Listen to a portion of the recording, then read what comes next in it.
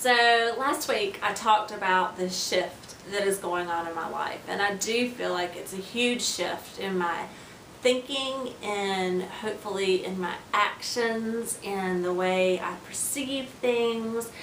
And I think ultimately it will be a huge shift in my ministry. We'll see what that looks like in the end.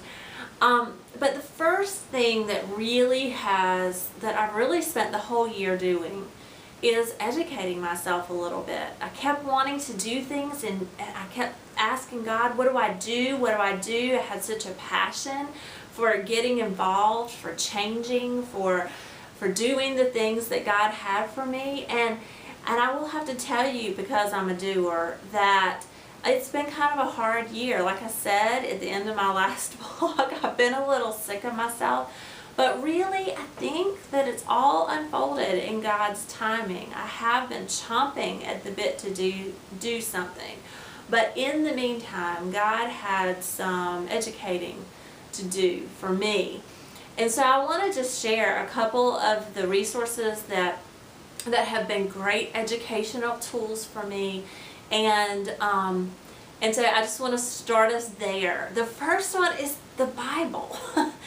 It's amazing to me how much is in the Bible about reaching out to the poor, about justice, about God's care for widows and orphans, for the way that He wants us to care for people who are underprivileged, who are beaten down, who are hurt, who are the least of these in our culture. It is amazing when you start reading the Bible. I haven't even done a really purposeful word study on poverty or anything like that.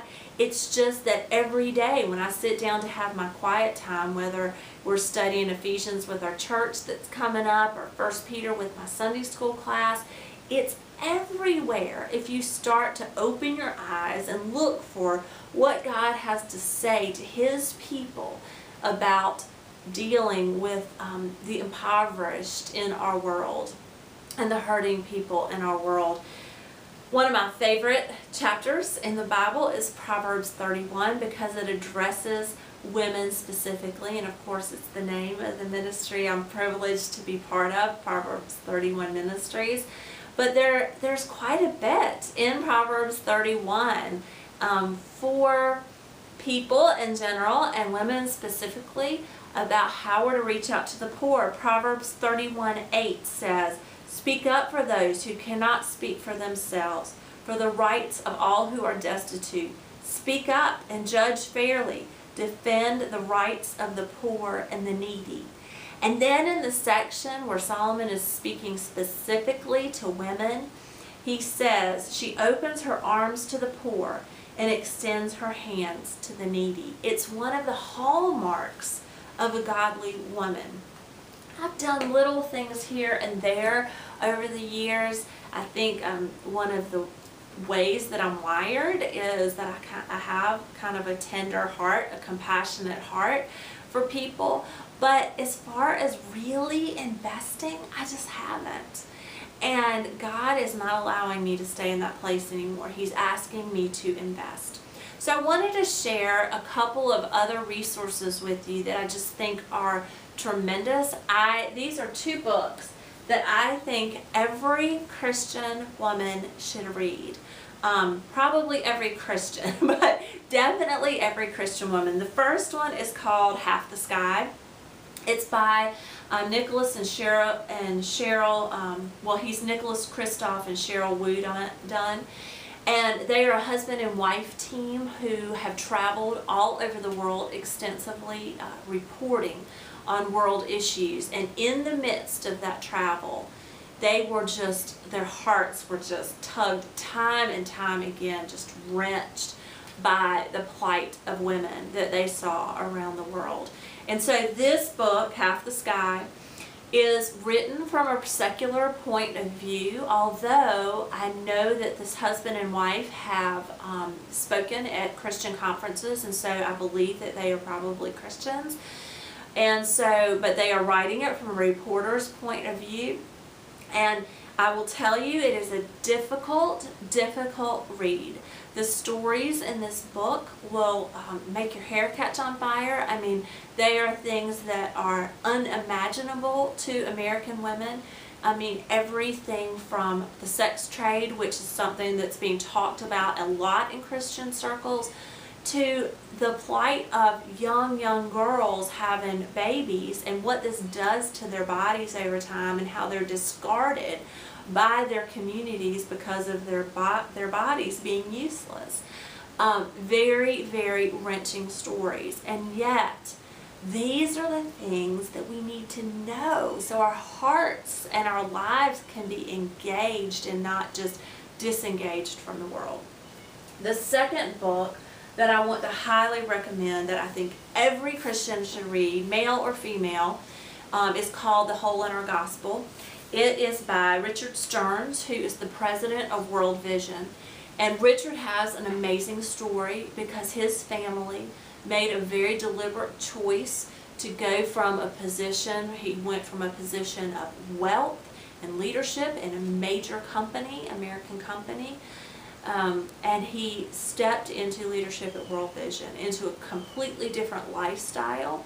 So he has not only written this message, he lived it long before he ever wrote it.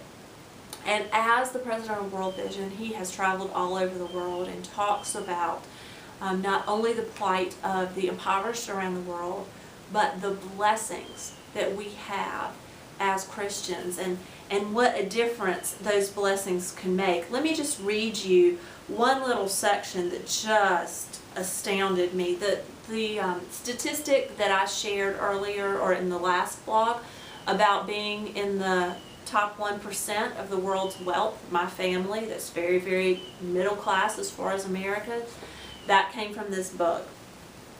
But I wanted to read this. It says, "It is important to put the American church in perspective. Simply stated, it is the wealthiest community of Christians in the history of Christendom.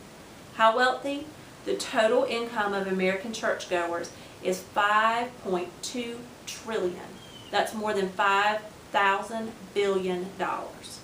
It would take, now this is the stunning part, it would take just a little over 1% of the income of American Christians to lift the poorest 1 billion people in the world out of extreme poverty. Said another way, American Christians, who make up about 5% of the church worldwide, control about half of global Christian wealth. A lack of money is not our problem." And so that's just one paragraph in this amazing book that is challenging, but it also gives us really specific things to do. One thing that I decided I wanted to do on the blog as I talk about these issues is to talk about how I believe that we're called to act locally, both locally and globally. And that's one of the challenges that I've been facing this year is where to invest. And that's something I've been trying to educate myself about too, because there are so many opportunities. And so I've just been trying to educate myself and seek God and say, okay, God, there are all these opportunities. Where do you want me to be? The one place, and I'll talk about this more later, that I feel called to invest locally is in our local domestic violence shelter. This one of the stories that I told about in India was encountering a woman who was beaten severely by her husband just for coming to a conference that we were putting on.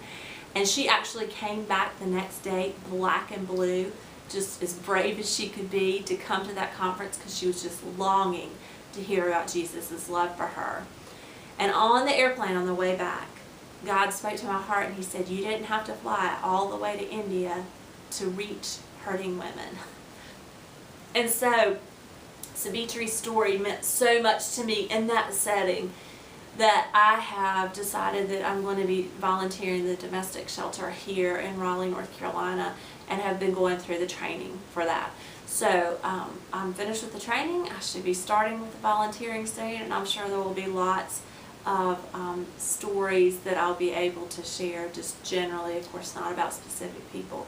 with you and the things that I'm learning there. But educate yourself. That's the thing I want to just pound home today, is to find books, like I mentioned, Crazy Love, Radical, Seven, Half the Sky, The Hole in Our Gospel. These are all amazing books to read to start us to thinking and setting our thinking straight and our beliefs straight about what our responsibility is to the world around us.